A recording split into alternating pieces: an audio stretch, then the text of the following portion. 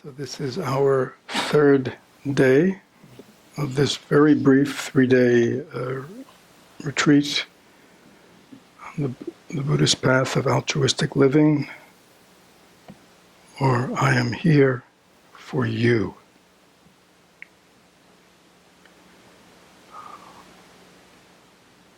As I said earlier, this is a lifetime endeavor.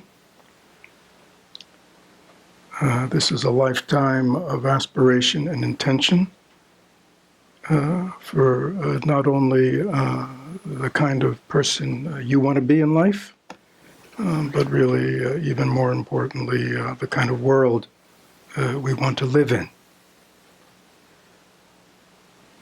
Most people would say, yeah, wouldn't it be wonderful to have a world where people cared about one another, took care of one another, thought well of one another, did for others, right? And yet, the going about that seems to have eluded so many. And again, what you've learned over these 3 days is a altruistic world begins with me. An altruistic world is made up of altruistic people. It is not abstract. So when we understand that, it gives us an added sense of responsibility that I am not only responsible for myself, but I am responsible for others. I am responsible for this world.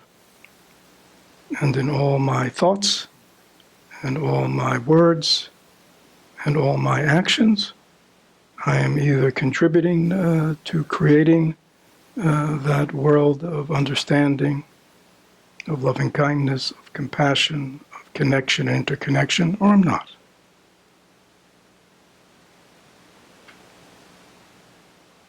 And sometimes that not could be just by a neutral act of not acting in a certain way, but sometimes it actually is the opposite. Our judgments, our criticism, our egocentricity, our angers, our fears are actually contributing to the continuation of a world that where individuals are primarily concerned about themselves, or their families, or their religious group, or their ethnic group, or their state, or their religion, or their whatever. So this path that you've learned about today is an ancient path. And it postulates this really, as we've learned, this very wonderful idea that the path of altruism, the path of connection and interconnection, the path of loving kindness, the path of caring, and the path of empathy and compassion not only benefits others, but it benefits me. If I am mostly concerned about my own happiness, then going about it, following the path of egocentricity and self-centeredness, does not work. I will not be happy that way. But if I follow the path of selflessness, the path of kindness, of service, of love, compassion, I will be happy. I will feel connected. I won't feel so alone. I will feel warm. I will have a deep sense of well-being within. Love is therapeutic. It is healing. It heals, we hope, the persons or people that it is generated toward, but most importantly, it heals us. I know you spent a lot of time yesterday doing the alchemical exchange. A profound practice goes back, it was, we know it is found in the great teachings, and I'll share some of that today, the great Buddhist master and teacher of the way of the Bodhisattva from the 8th century, Shantideva. But you know that in its current formulation, the way you've been practicing, it was brought to Tibet around the 10th century by the great Indian teacher Atisha. A noble Atisha who had 108 teachers. He was a master of the Dharma and meditation in all aspects. But he had heard about this lineage of this alchemical exchange. And it had died out in India. And he had to go all the way to Indonesia, that time it was a Buddhist country, to find a master of this tradition. And he spent 3 years there, and then he brought it back with him to India, and then he brought it with Tibet. And he said, I had 108 teachers, but the one I always remember is Sir Lingpa, his teacher who taught him this exchange. Again, if one is also at the same time cultivating kind of an introspective, meditative wisdom path that involves meditation, mindfulness, concentration, and insight, and combines that with this loving kindness, compassion, attitude practices, then one really has a very full and rich unfolding, and they feed each other. Many people wonder why, even with their insights into the nature of mind or thoughts or their understandings, they still feel encapsulated in the shell of self. It is because it is very possible, and the Buddha himself realized this, it is very possible to cultivate a path of mindfulness, a path of learning to relax the mind, learning to disengage from afflictive emotions, learning to cultivate so-called meditative trance states. And that can bring value, but one can still have a closed heart. Combining the two is the recommended method.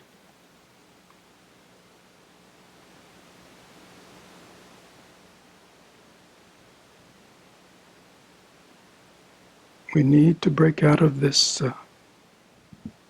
cocoon of self-centeredness. It manifests not just in big things, it manifests in little things. We come into the Dharma hall, I've often seen this, right here. Come into the Dharma hall, somebody's, Somebody is too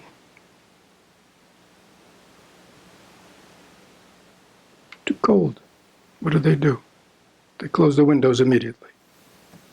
Somebody's too warm. They immediately, you know what I mean? It's like, who are we thinking about? There are 45 people here, and who are we thinking about? Whose comfort am I thinking about? Me. I don't think what's going on with everybody. I just want the temperature perfect for who?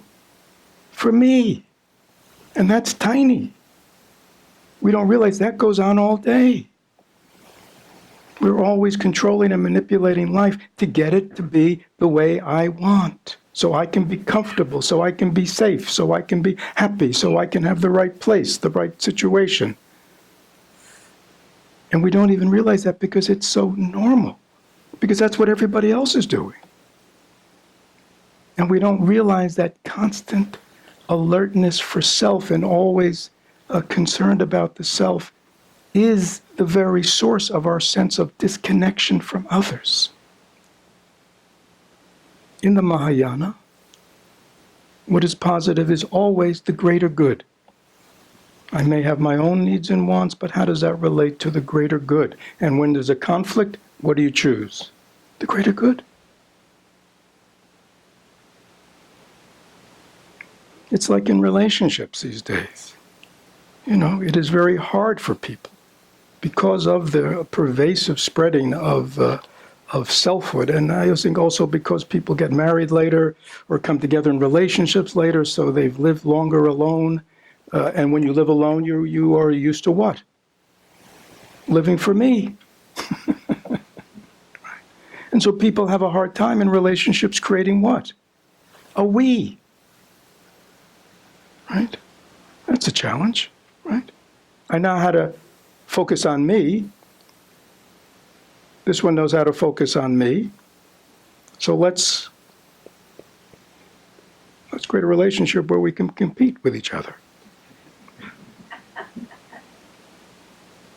Rather than what? Understanding there's a we that's bigger than a me. There's an us.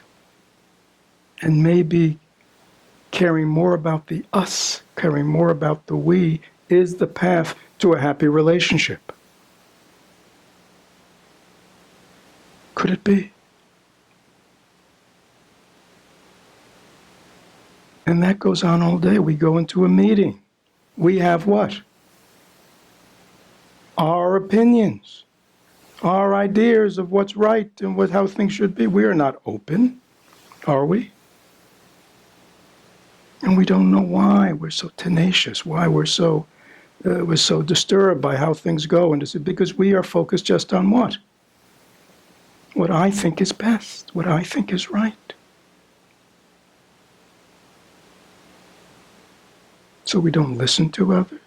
We don't see other people's perspective. Right?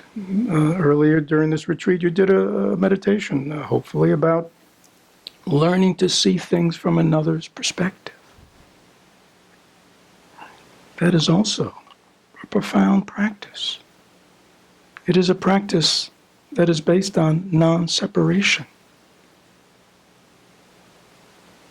I am the other. Well, if I am the other, then, and it's not just a conceptual thing, if I am the other, then how does the world look to the other? How does this situation look to the other? Why would the other think this way, feel this way, react this way? When we do that, it changes things. When we think about the whole, when we make decisions, will this benefit the earth? Sounds a little grandiose, but yet it's true. Will this benefit future generations? Do I want to care for them? So altruism, there's a wonderful book out now by Matthew Ricard. People know Matthew Ricard. He's a French Buddhist. He's a Buddhist monk, and he basically spent much of his Buddhist career studying with great masters in Asia and practicing quite deeply. But in the last decade or so, I really historically don't know. He's kind of come back to the West, and he wrote an earlier book called Happiness that was very rosy. He's quite popular now, so maybe you've all heard of him. He wrote a book called Happiness, but his most recent book is quite a book. It's called Altruism. It's almost 600 pages long. It probably has 1,000 footnotes. And basically, in every area of human endeavor, right, from psychology to economics to education to sociology to anthropology to zoology, he makes a case for altruism. I mean, it's really, if you're interested in this subject, it's called Altruism. It's quite a book, and it's all the research. It's just, but he basically says, the altruistic intention is the answer to the problems of this world. Until that is generated, the capacity of human beings to approach all the problems of the world with some kind of intelligence, with some sort of communal kind of responsibility, will never occur. So, that is why people like the Dalai Lama and Thich Nhat Hanh have spent so much time in their endeavor, even though they have the capability of being great, quote-unquote, Buddhist teachers, spend so much time in a public arena talking about just, very humanistic kind of things, right? The Dalai Lama promotes a religion of loving kindness, right? Of compassion for everyone. This is common to all religions and all spiritual paths, and even non-religious paths. So, thinking of the greater good, not thinking of myself. How can I bring a benefit to people today? Going into work, being with other people.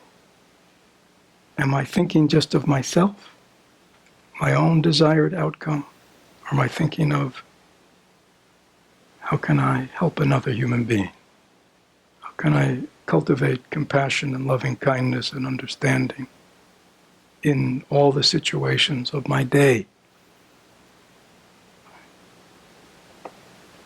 This is how a bodhisattva practices. A bodhisattva is people like ourselves, but is somebody, a man or woman, who in their mind has cultivated this aspiration to, because one is deeply touched by the suffering of beings, including oneself, but notices that all motherly sentient beings, more or less, are suffering, deeply wants to participate in the alleviation of the suffering of the world. That's big, and understands the only real way for me to learn how to do that is to alleviate and uproot the causes of my own suffering. This is the Buddhist view. It really is a very distinctive view from a political view. Political view says what? We legislate. But we see in the world of legislation, what's legislated 1 year is unlegislated 10 years later. Why is that? Because the minds of human beings haven't changed. And Buddhism has always understood that it is the human mind that creates the world. It is the human beings getting together with a certain mind state that creates economic systems and social systems and political systems and educational systems and cultural systems, right? It's a feedback loop.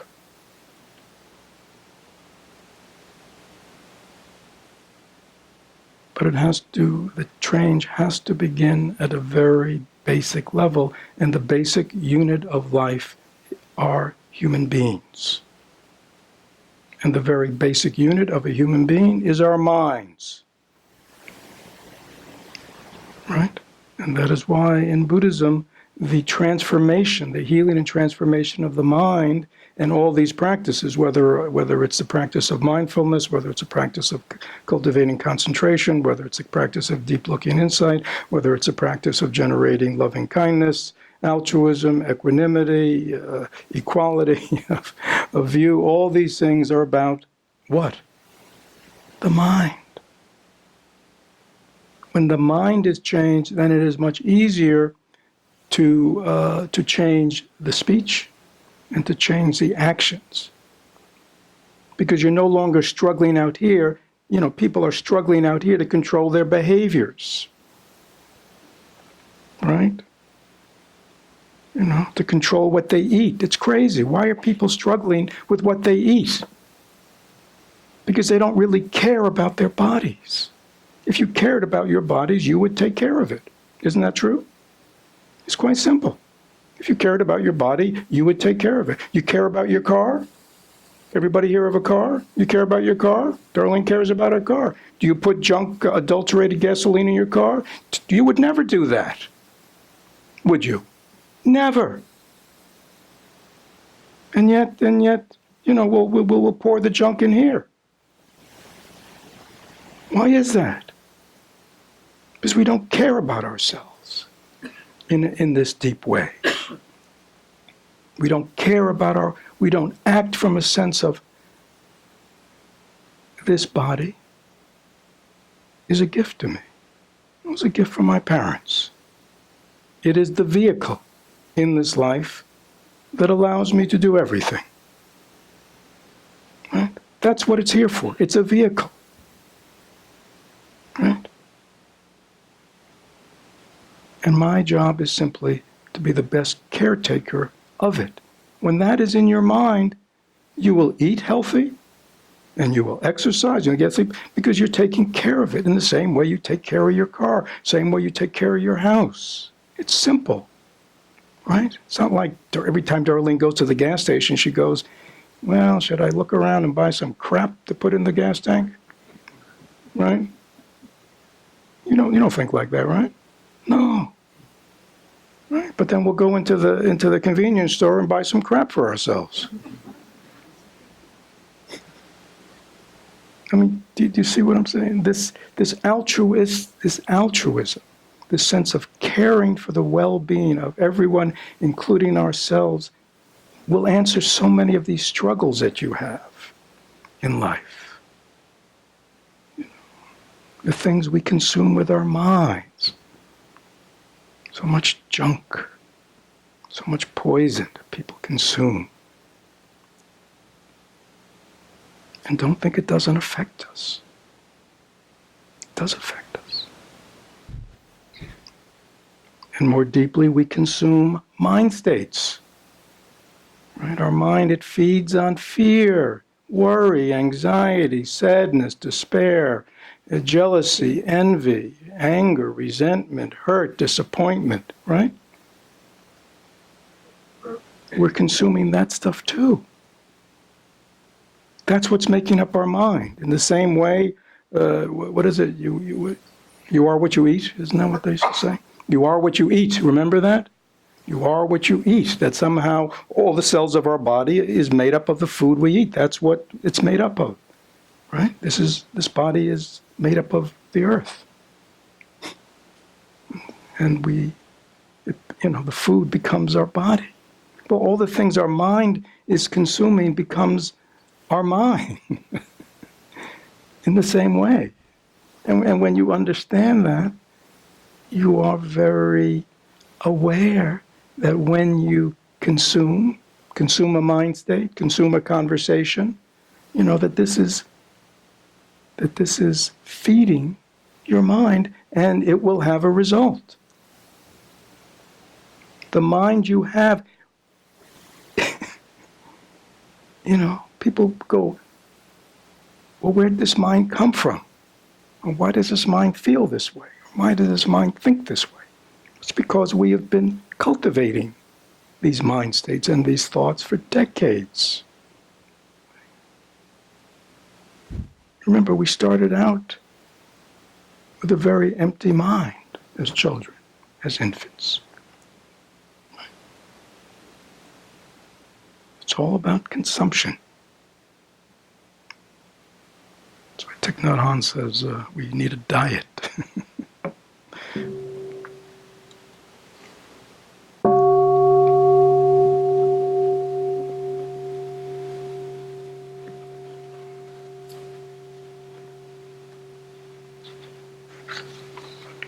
So this is our final day, and I did say this morning I would spend the time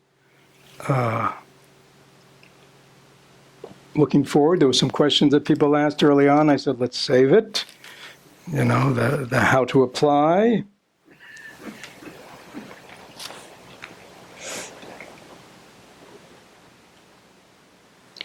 How do I know for certain what I believe to be an open heart is truly devoid of ego?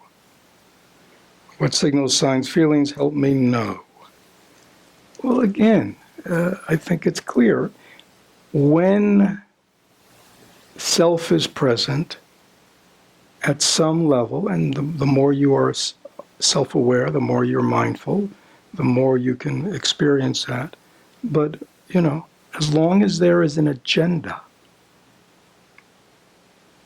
the motivation isn't pure. If your only thought is to benefit another without any outcome or result expected at any level, and it's just pure wanting to be of benefit, then we would say the motivation is pure. And how will you know whether your motivation is pure or not? Because you see, if you don't get the outcome you want, how are you going to feel? How are you going to feel when you don't get if your altruistic whatever it is that doesn't meet with the success you expected? How do you feel? No, you don't. Oh, if you don't expect it. But I'm right. You're right. But let's say you haven't been conscious of you think you're doing an altruistic act, and then you get a result, and you feel what? Disappointed, annoyed, sad, frustrated. What else? Angry, hurt, devastated. Huh? What do you know? My motivation wasn't pure. Yeah, simple. Okay? When you act purely, you feel pure. Is that clear?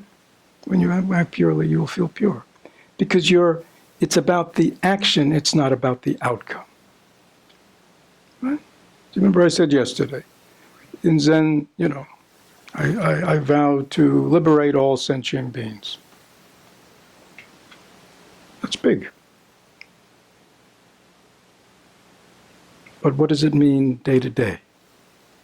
Well, it means in all my actions I do my best to be of benefit. But it's not attachment to any outcome. Because I can't control outcome. Can you control outcome? Can anybody here control outcome? Anybody ever try to control outcome? Yeah. Then what happens? If you get the outcome you want, you're what? Happy. Right. But unfortunately, you can't always get it, can you? Most of the time, you probably can't. And so when you can't get it, what do you feel? Angry, disappointed, all the things we talked about. Okay. So if there is suffering involved with you, you know your motivation isn't pure. It's really that simple. You just do your best. You just put it out there. You make a selfless act. But whether it works, whether the person works, whether the world works, we don't know. Do we? Because there's so many variables in life. In Buddhism, nothing is fixed, nothing is solid, everything is made up of parts, and all those parts are moving and unfolding according to causes and conditions, of which our aspiration and intention and our actions of body, speech, and mind are just one. We have to be humble. And we have to be wise. Would we like to reverse global warming?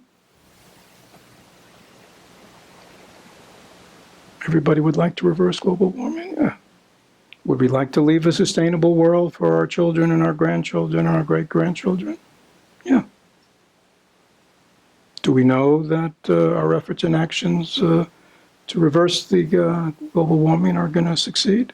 Absolutely not. Isn't that true? But that doesn't mean we don't act. Right? We always act for the greater good. Those are bodhisattvas. That's just what they do. That's their job. That's our job. Right? Wherever we are. Whether we're in the most intimate of relations, work, whatever arena our life falls, whatever arena of life we are active in, we are always working for the greater good. And that's it. Because that's what we can control. Right? We can control to best degree, the actions of our body, speech, and mind. And that's what we're working on. So as we said on the first day, not only do we have a to-do list, we have a to-be list. So every day we have our to-do list, but every day we have our to-be list. How do I want to be today? Do I want to be mindful? Do I want to be present? Do I want to be understanding? Do I want to be open to the views of others? Do I want to be kind to everyone I meet? You see, this is what we're doing every day, really. This is what bodhisattvas are really doing. Outwardly, they may be working a job, right? But that's not what it's about. It's about this inward transformation. That's always occurring.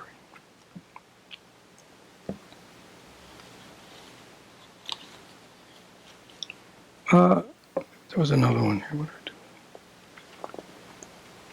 I do?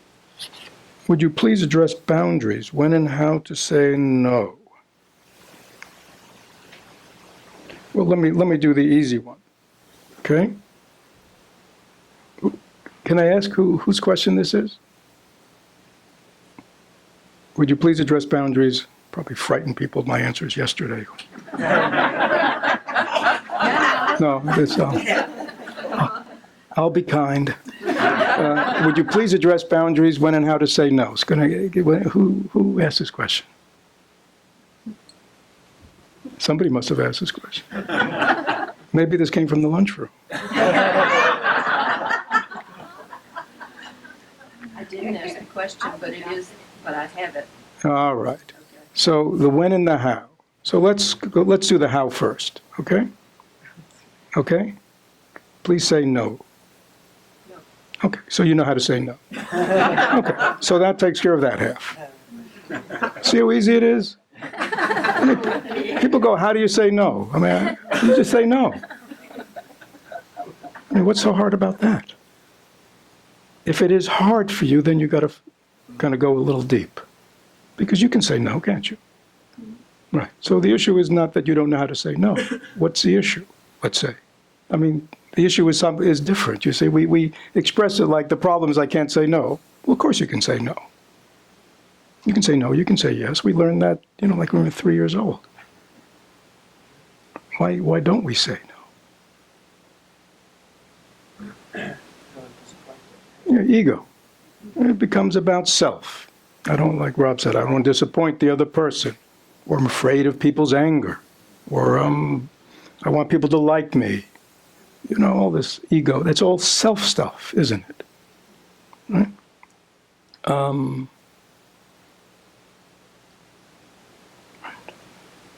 Isn't it? I mean, am I missing something? No. No. There you go. Well, that was great. You're cured. Yeah. That's the first part I'm waiting for. It was. Well, situations are fluid. Sometimes we say yes and sometimes we say no. Right? I mean, the main thing is, we're always looking for external rules. But the truth is, we have to know ourselves. Right?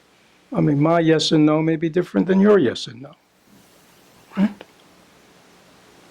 But again, it's a complicated question a little bit. But again, from what we're talking about is, I say yes to something that will benefit someone.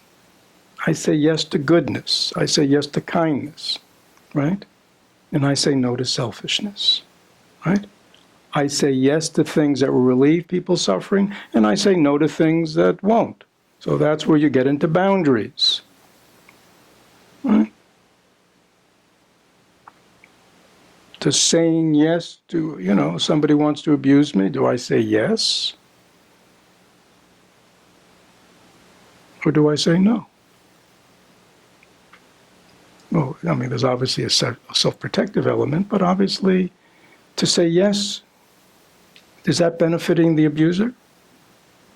No. Just perpetuating their own delusions and their own anger and their own, right? And is it helping me and my suffering? No, it's only increasing that. So it's something to say no to. Right? If an alcoholic tells you to pick up a bottle on a fifth on your way home, what do you say? You say no. Why? Why do you say no? I know, because it increases their suffering. Right. Yeah, it's not benefiting them, it's harming them. So here, a yes is actually, should be a no.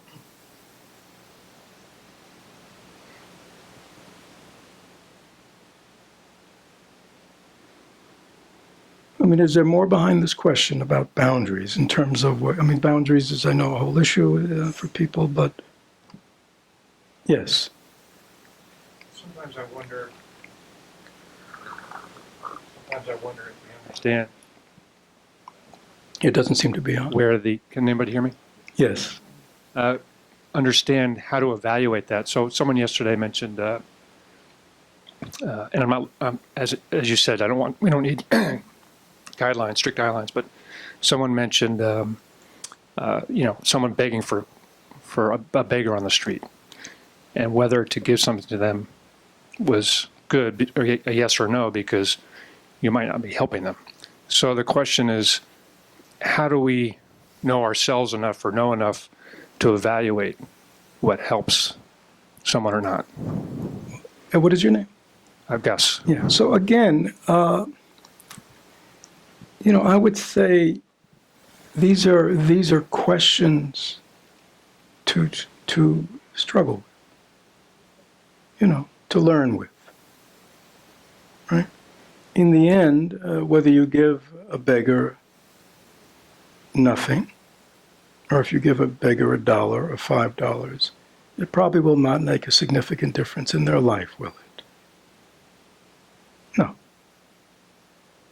So it's really not about that, is it? It's about how do I help someone? Right? Some people think,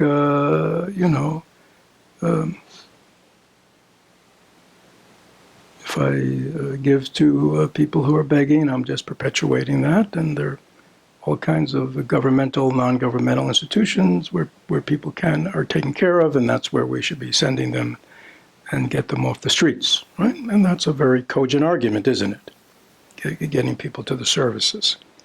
On the other hand, there is a very human encounter with someone who is suffering, which is also true. Which is also true. I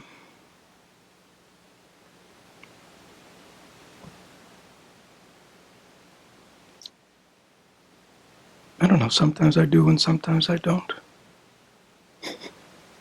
I don't know why. Whenever I see a beggar, somebody comes up to me, I'm always deeply moved by them. I'm not afraid or I'm not disgusted. I'm deeply saddened by this sister or brother who has entered such an unfortunate path in life. So I always try to be kind, right? And if I'm telling them about a shelter a couple of blocks away, I say it in a way that to let them know that I care about them. But on the other hand, if I give them money, and even if I know they're going to use it to buy drinks or drugs, I can still say something kind to them. I hope your life, I know you are suffering. I hope your life gets better. A lot of times I get in conversations with these guys or women and really say, there is another way. I don't preach. I just kind of. So it's interesting when talking about the Dalai Lama, when I was when I had that conversation many years ago with the Dalai Lama, and it was early in my trip into India, he actually said to me, he said, this is interesting in terms of how to deal with it. He said, and again, in India there aren't institutions.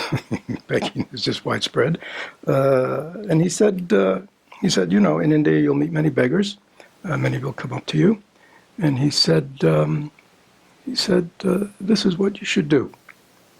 He said, whether you give them 5 paisa, these are like pennies, or you give them 100, whatever you give them, he He said, the important thing is you look in their eyes and you say in your mind, at this moment, this is all I can do to help you. But my deepest aspiration is that one day I'll be a Buddha. And when I have that kind of understanding and energy, I will find you. And I will do my best to liberate you. So that's what he said to me. Liberate you. Free you from your suffering. So what he was saying was you use all opportunities to generate this mind of altruism. And again, in Buddhism, intention is very important, right? I mean, here, it's interesting where we go, like, what should I do? See, we're doers, aren't we? And in Buddhism, it's really about, it's not about doing. The Dalai Lama didn't say, don't give to them. He said, but the most important thing is your intention. What are you doing with your mind? Are you using this as an opportunity to transform your mind? To keep moving it in that direction of cultivating that bodhicitta, that enlightened attitude.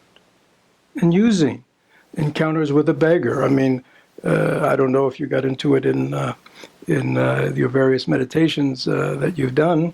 And please understand, all the meditations that you were given, this is a transmission. These teachings were given to me by my teachers, some of them, that held these transmissions, and these are ancient. These go back thousands of years.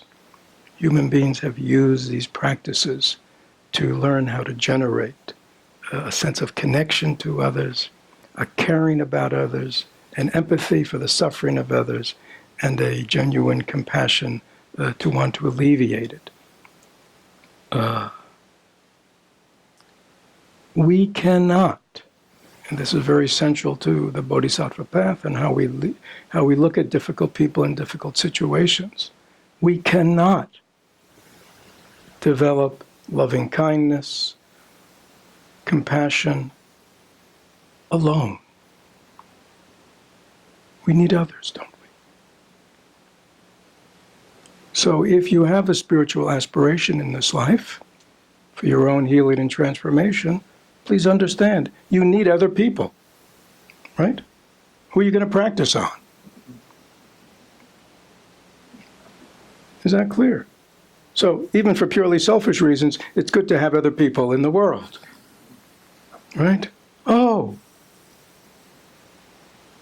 I bow to you, Donald Trump. Right? You are helping me in so many ways. That's not what you read about in the New York Times, is it? Or on Fox News. No, it's all about anger and agitation and fear, judgment. But it's not going, oh, yeah, the people who give me a hard time in this world, the difficult people, the difficult situations, they are helping me develop, grow, if I use them.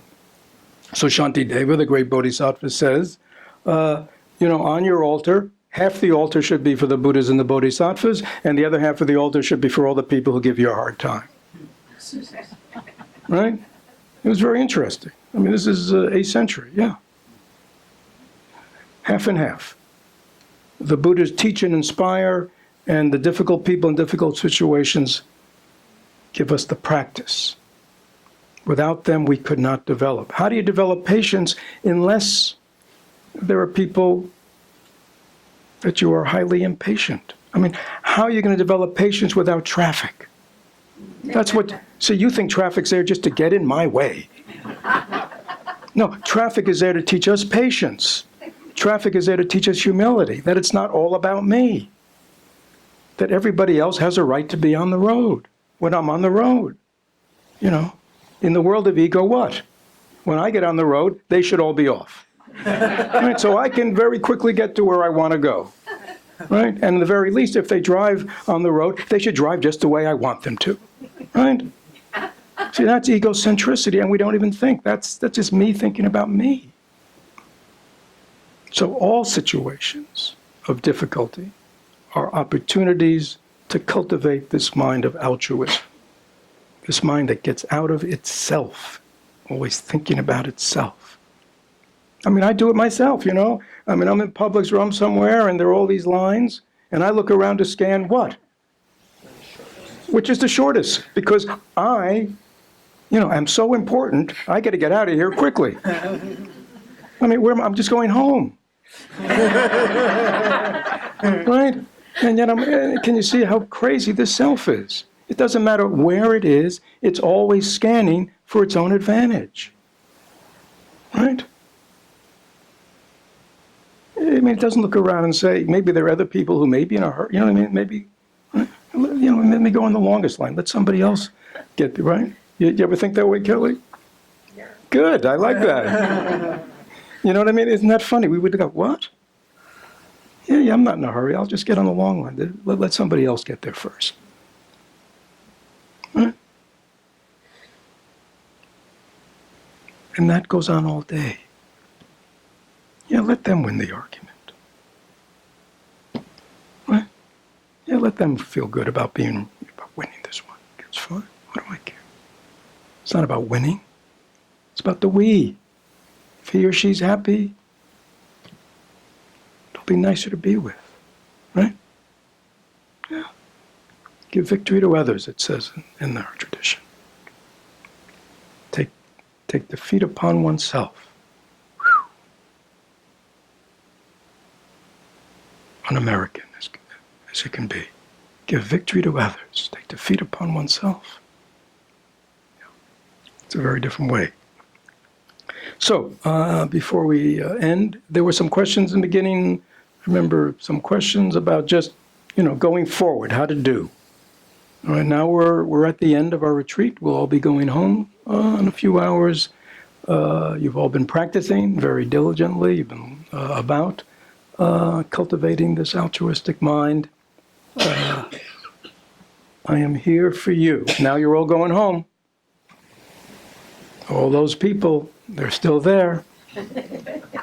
Okay, so now if you have any questions about how to handle this or that, now's the time, okay? All of you have been holding back. I have a question. Yes. Yes. Mm-hmm. Okay, so we're with somebody, right? Mm-hmm. And we're breathing in their black stuff. It's mixing with our black stuff, and it's dissolving. And then we're blowing out our white light to them, correct? Then I got confused last night because then we don't go back and look at their black stuff because it's dissolved, right? Yeah, so this is an alchemical exchange. This is not an analysis. This is not working through. Okay? Please understand, this is not any of that. What are my issues? What are her issues? What are his issues? This is not any of that. This is an immediate transformation of negativity. Immediate. Yeah, dissolves like that. It's called alchemical. Remember the alchemical. It means taking base metal and turning it into gold. We are taking two very key items. We're taking the afflictions of another human being, and we're taking our own self-centeredness. And we are immediately, by this practice, transforming them. How do we transform them? And again, the visualization, which is a meditation, is about learning this process in our minds. Okay? But it needs to be practiced. And often when we're out there practicing, what is it really about? Okay, don't get hung up on the visualization, which is a meditative, it's using the imagination in this transformative way. What are we learning? We are learning how to be loving and compassionate human beings, right?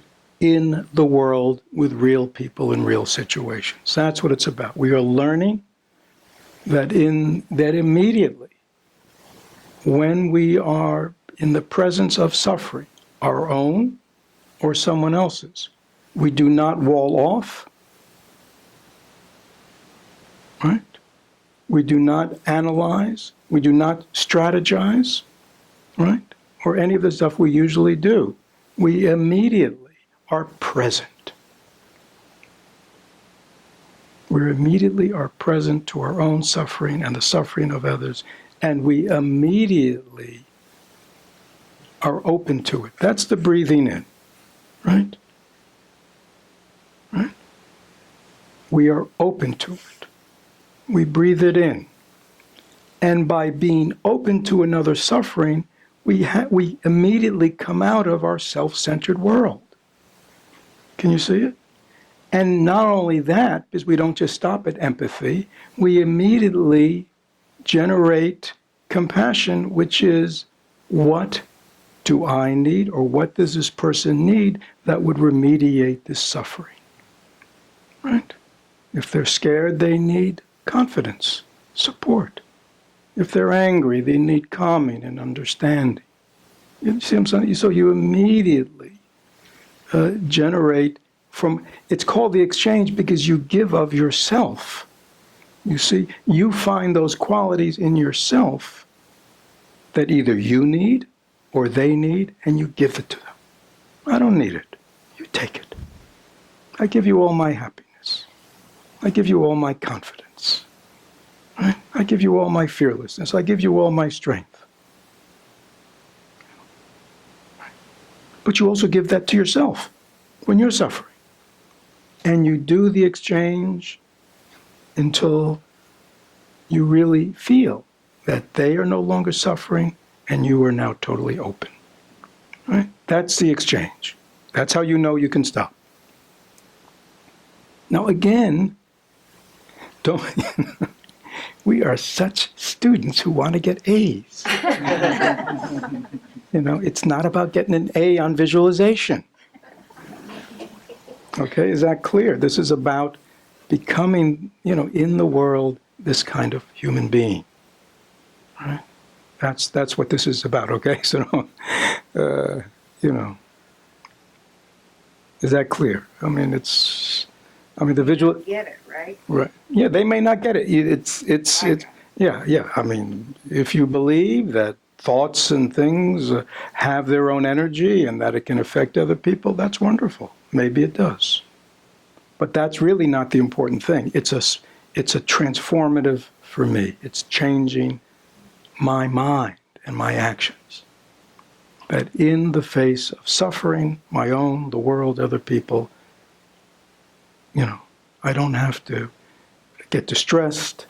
I don't have to wall off. I don't have to be indifferent. I don't have to analyze and fixate and all that stuff. I simply open. I breathe it in. Right? Most people go, people would often say to me, ooh, I got enough suffering of my own. I don't want to breathe in anybody else's suffering. Whew. Toxic stuff. Again, it's alchemical. Right? You're not breathing in the suffering and then kind of like, wallowing in it. That's when people often, that's what we talked about yesterday about, empathic fatigue. It's like you take it in and you just wallow in it. No, it's not that. You take it in and you immediately transform it because you generate in your own mind all these positive things that you immediately give to that person, which makes you happy because you're doing something in your mind. You're not impotent. Right? Now, obviously, you don't stop there.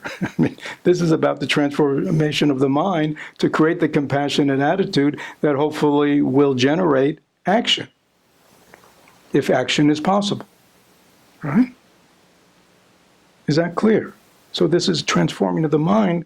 As Shanti Davis said, there is bodhicitta of intention and bodhicitta of action. Of the two, the second is the best. Right? So if we say, well, I'm really, my metta and loving kindness and my tonglen is just wonderful these days. I am just such a wonderful, compassionate, loving person at home on my cushion. But don't get me around real people. Right? They're suffering. What a mess. There are many people like that. They practice these things in sort of a kind of a spiritual bubble.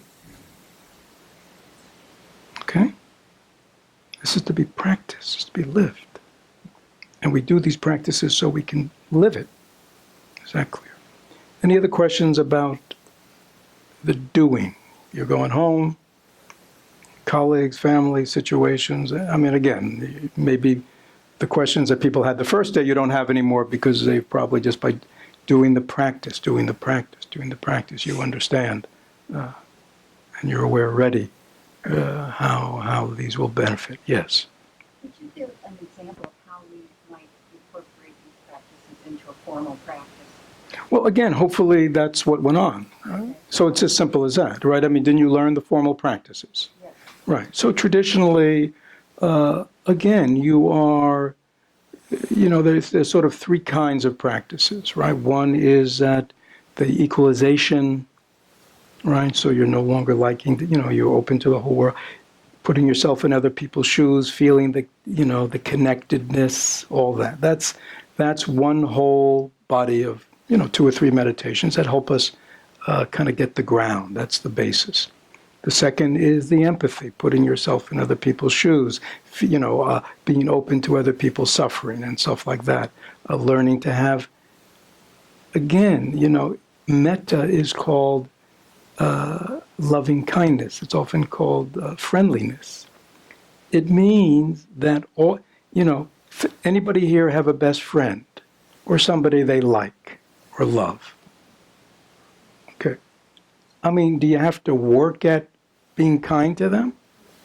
Do you have to work at wanting to them be happy? Do you have to work at, when they're suffering, not to, I really got to care about this person. They're my best friend, so I should really care about their suffering. No, it's natural, right? Okay. So it takes what is natural and says you can extend it to everyone. It's only as you've learned, because of conditions causing conditions, that this one, because they're my family, I love them. These people, they're not my family, I don't love them. I mean, what if you were adopted at birth and all of a sudden you find out you have a whole birth family? Now I'll love them. You see, it's a choice. And bodhisattvas make the choice to love everyone. Okay? So then the final one is the Tonglen, which is we've equalized, we've sensed connection, right? We are understanding of everybody, we generate friendship toward all beings, and when they are suffering, we practice a Tonglen. We are present and we act. So again, it's a process of transformation, and depending on where we're at, we work it. Yes. In case some of us have a little problem remembering, were the instructions for the practices recorded and possibly be on the website? I have no idea. So the question is, were they recorded? Now again, please understand, there is nothing that has been taught to you that you cannot find in books and on the webs. I mean, that's what I'm trying to say. These are not our practices. So they can easily be found. Maybe not exactly the way we did them here, but again, what you've received is a traditional transmission of these ancient practices. So again, I don't know about the answer to your question. The answer to your question is? Well, they haven't. I think we may have recorded some last night, but we are planning on creating a little blueprint of what we did and summarizing all the practices with just a few brief descriptions. And if we find helpful links to provide that, so a few days after retreat, we have to And it's very interesting. Again, remember I said I kind of access to research and stuff like that. They're using these protocols as protocols in their research. So, I mean, a lot of these meditations are actually now being used in these various institutes or psychology departments or whatever as they do research on this. So they do a nice job. Yes? I was one of the ones that had a question the previous day, and I think I got the answer. I said if I give and give and give, then all of a sudden I find that I'm empty. How do I replenish me? And I just want to clarify, I think there are two answers. One is that I find other people to give to that are really ready or that really want me to help them. And two, to check out my ego, because maybe I give and give and give because I'm really trying to get something from my Right. ego. Yeah. Back and forth. So it's one thing to find other people, but also to check my ego. Why am I doing this? Did I get it correct? Yeah, again, usually, like you say, the fatigue is because we're expecting a result and we're not getting a result, and we get tired. Because it's not really tired, it's just, disappointed, frustrated, and all that. And that's really, again, it's these type of afflictive emotions that are really robbing us. Again, as you've heard, we want our motivation to help to be pure. And it has no sense. And that will not be fatiguing. That will actually be energizing. Love, compassion is an energy. It's an energy. The same way being walled off, being constricted, being angry, resentful, hurt, anxious has an energy. Right? And one is very, it's like, what do you want to be energized by? Right? I mean, many people are energized by what? Anger. Many people are energized by wanting to win. Right? That's what energizes them. Win. Get there first. Be the best. There's lots of different energies. A lot of people are energized by anger. A lot of people are energized by fear. They're always, that's the energy that motivates them. Stay safe. All costs. Right? So human beings have all kinds of energies. But many of these energies that motivate human beings are not very beneficial. Right? They are tightening and they are exhausting. Love and compassion are not those kinds of energies. They are inexhaustible because they are the energy of our true mind. Our true mind has no barriers. Our true mind embraces everything. Our true mind, there's no self. So there's no walls at all. So it's an endless, it's like it's like a spring. Like a spring that just always flows. You don't have to worry. Good. Yes. This morning, the profound guided meditation, the person talked about what if we found out we went upstairs, Brian said that our wallet was gone, but then he said, and you leave and you see one of our members here crash into our car and take off. And it was so profound because in my past life I would have immediately thought Judge Judy, but in view of these trainings, it's compassion with wisdom. I mean, to try to call the police is not going against what we've learned here. It's to live within the law and have compassion with wisdom, isn't it? Yeah, again, this is not about, this is about the way, this is about the mind.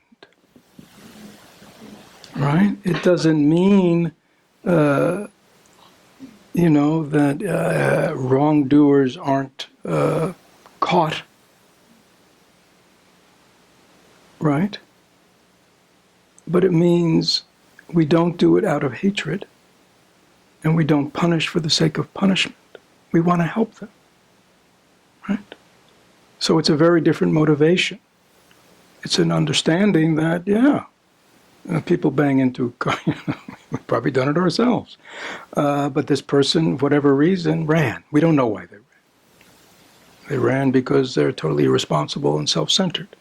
They ran because they have a suspended driver's license and they don't want to get caught. You know what I mean? They ran because they're an illegal immigrant. You know what I mean? Who knows why they ran? Right? Because we don't know.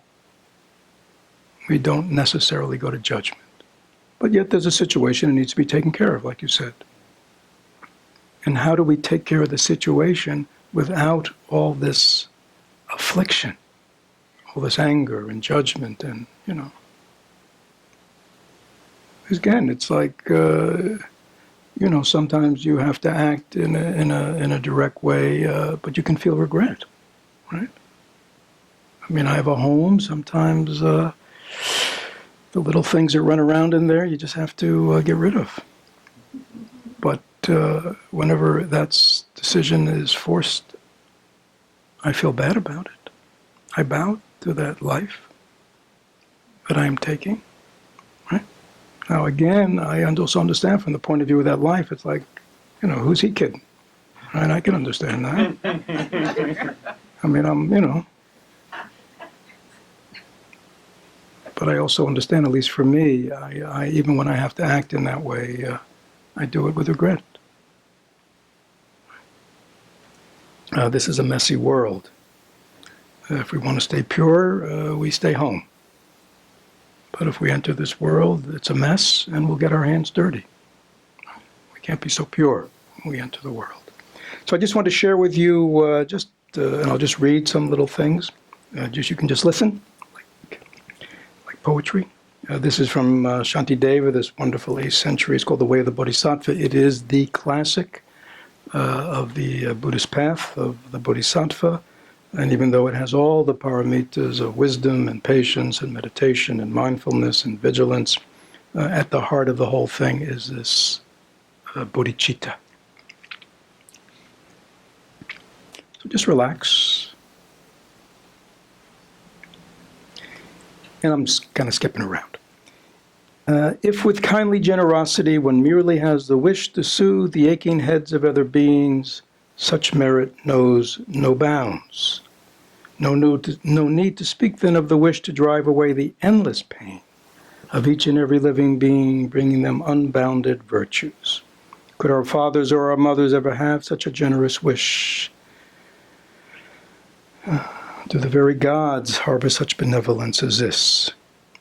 For in the past they never, even in their dreams, conceived such profit even for themselves. How could they have such aims for others' sake? For beings do not wish their own true good, so how could they intend such good for others' sake? This state of mind, so precious and so rare, arises truly wondrous, never seen before. The pain-dispelling draught, the cause of joy for those who wander through the world, this precious attitude, this jewel of mine, how shall it be gauged or quantified?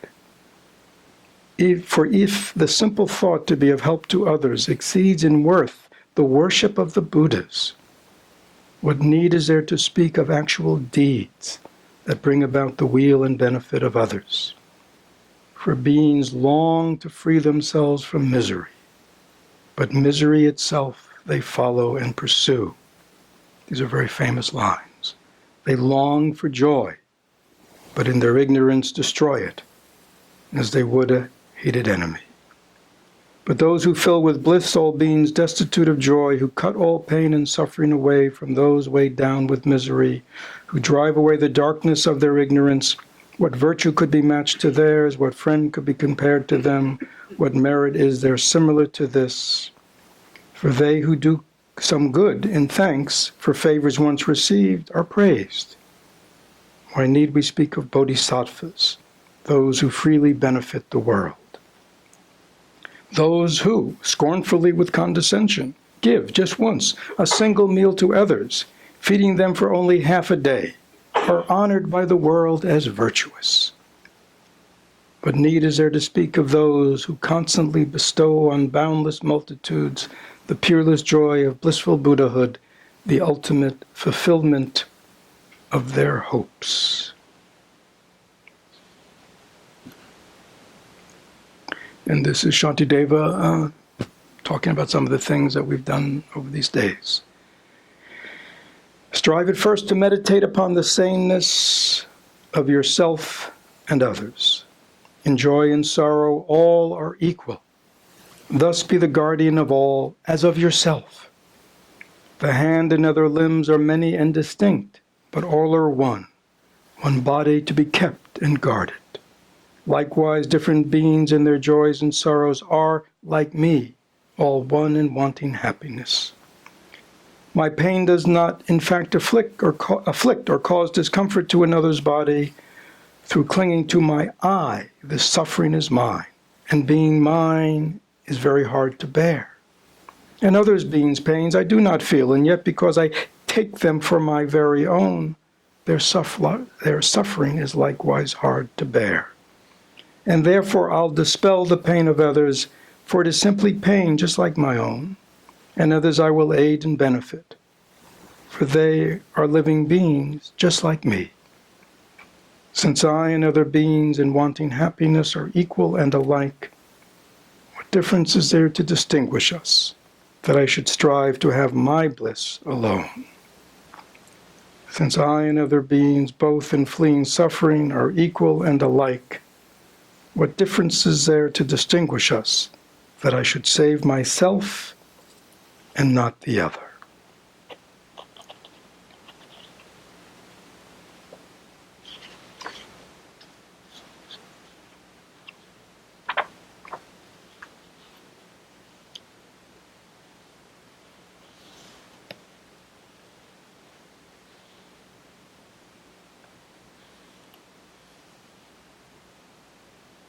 In this, in a likewise way, hands and other limbs are thought of as members of a body. Should we not consider others likewise, limbs and members of a living whole? Just as this form devoid of I, just as in this form devoid of I, the thought of self arose through long habituation, why upon the aggregate of living beings should not the thought of I through habit be imputed? Thus, when I work for others' sake, no reason can there be for boasting or amazement. For it is just as when I feed myself, I don't expect to be rewarded. Just as I defend myself, therefore, from all unpleasant happenings, however small, likewise I shall act for others' sake, to guard and protect them with compassion. Those desiring speedily to be a refuge for themselves and other beings should interchange the terms of I and other, and thus embrace a sacred mystery. And finally, and these again very famous lines, all the joy the world contains has come through wishing happiness for others. All the misery the world contains has come through wanting pleasure for oneself. Is there need for lengthy explanation? Childish beings look out for themselves, while Buddhas labor for the good of others. See the difference that divides them. If I do not give away my happiness for others' pain, enlightenment will never be attained, and even in samsara, joy will fly from me. All the harm with which this world is rife, all fear and suffering that there is, clinging to the I has caused it. What am I to do with this great demon? If this I is not relinquished wholly, sorrow likewise cannot be avoided. For if he does not keep away from fire, a man cannot escape from being burned. To free myself from harm and others from their sufferings, let me give myself away and cherish others as I love myself. So that is a little bit of the poetry from this great teacher of the 8th century, Shantideva, The Way of the Bodhisattva. Good. So hopefully these last 3 days went by quickly. Hopefully we have a clear vision of a new path for our life, or if this is a path we've always been walking, a new understanding of what it's about and a new rededication to following it. And for those who are new, perhaps it's got you thinking. Again, the most important thing is not just these talks, but really your own practice. You have been given, the 6 or 8 fundamental meditations of this path of altruism. Please practice them. If you practice them, you will get results. It's just really as simple as that. You will feel differently. Your heart will feel differently. You'll relate to others differently. You will be more at ease in the world. You will feel more connected to others. And you will